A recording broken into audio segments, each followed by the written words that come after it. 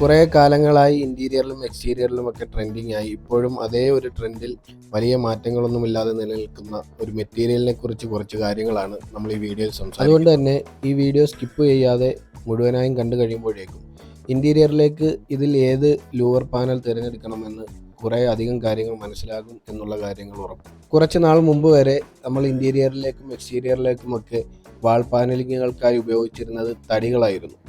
എന്നാൽ വളരെ എക്സ്പെൻസീവാണ് ഈ തടികൾ. നമ്മൾ അത്രയും ഡിസൈൻ ചെയ്ത് അതേ രീതിയിൽ ചെയ്തെടുത്ത് പോളിഷ് ചെയ്തൊക്കെ ഇടുന്നത് എക്സ്പെൻസീവുമാണ്.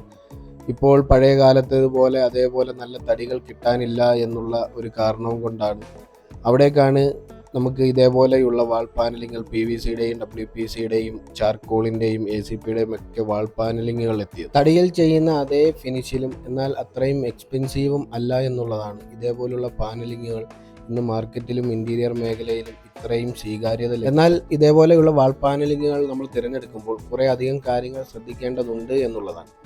കാരണം ഇന്ന് മാർക്കറ്റിൽ സർവ്വസാധാരണമായി കണ്ടുവരുന്നത് കൂടുതലും WPCയുടെയും PVCയുടെയും വാൾ പാനലിങ്ങുകളാണ്. വേറെയും പാനലിങ്ങുകൾ ഉണ്ട് എന്നുണ്ടെങ്കിലും WPCയും PVCയും ആണ് ഇന്ന് സാധാരണയായി ഒരുപാട് കണ്ടുവരുന്നത്. ഇത് കാഴ്ചയിൽ ഇത് രണ്ടും ഏകദേശം ഒരേപോലെ ഇരിക്കും. എന്നാൽ ഡിസൈനും പാറ്റേണും എല്ലാം ഒരേപോലെ ആണ് എന്നുണ്ടെങ്കിലും ഇതിൻ്റെ രണ്ടിൻ്റെയും ക്വാളിറ്റിയും ഇതിൻ്റെ രണ്ടിൻ്റെയും വിലയും എല്ലാം വ്യത്യാസമാണ്.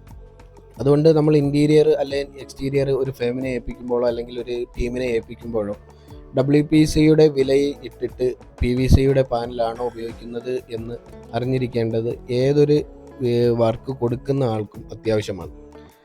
കാരണം WPCയെ അപേക്ഷിച്ച് PVC നോക്കുമ്പോൾ റേറ്റ് പൊതുവേ കുറവാണ്. എന്നാൽ ക്വാളിറ്റിയിലും WPCയും PVCയും തമ്മിൽ വ്യത്യാസമുണ്ട് താനും. PVC പാനൽ ചൂട് കൂടുകയാണെങ്കിൽ വളയുന്ന ഒരു ടെൻഡൻസി ഉണ്ടാവും.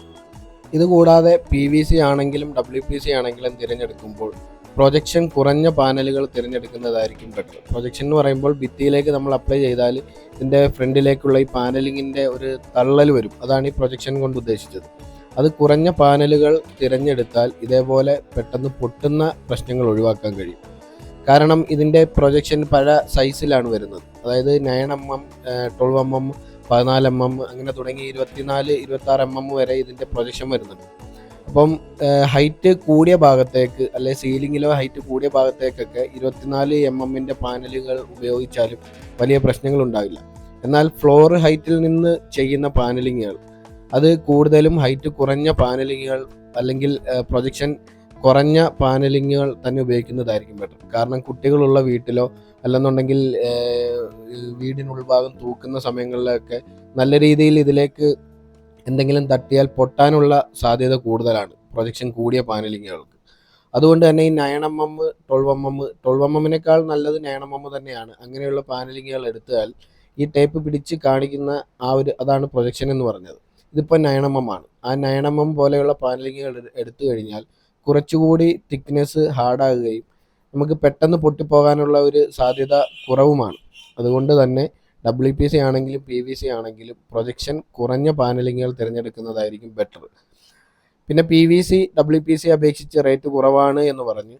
അതേപോലെ തന്നെ പെട്ടെന്ന് കണ്ടാൽ ഇത് എങ്ങനെ മനസ്സിലാക്കാം എന്നുള്ളത്, PVC പാനൽ കൂടുതലും 10 ഇഞ്ച് 12 ഇഞ്ച് വിഡ്ത്തിലാണ് വരുന്നത്. എന്നാൽ WPC പാനലിങ്ങുകൾ ഇന്ന് സാധാരണയായി കണ്ടുവരുന്നത് 6 ഇഞ്ച് 8 ഇഞ്ച് പാനലിങ്ങുകളാണ് കൂടുതലും മാർക്കറ്റിൽ അവൈലബിൾ ആയുള്ളത്.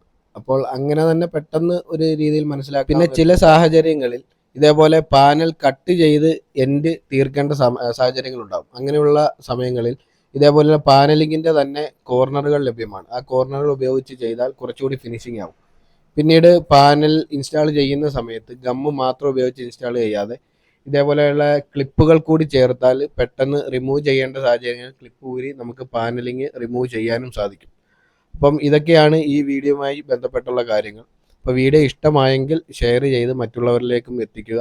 സബ്സ്ക്രൈബ് ചെയ്യാത്തവരുണ്ടെങ്കിൽ സബ്സ്ക്രൈബ് ചെയ്താൽ ഇതേപോലുള്ള ഇനിയും വീഡിയോകൾ നിങ്ങളിലേക്ക്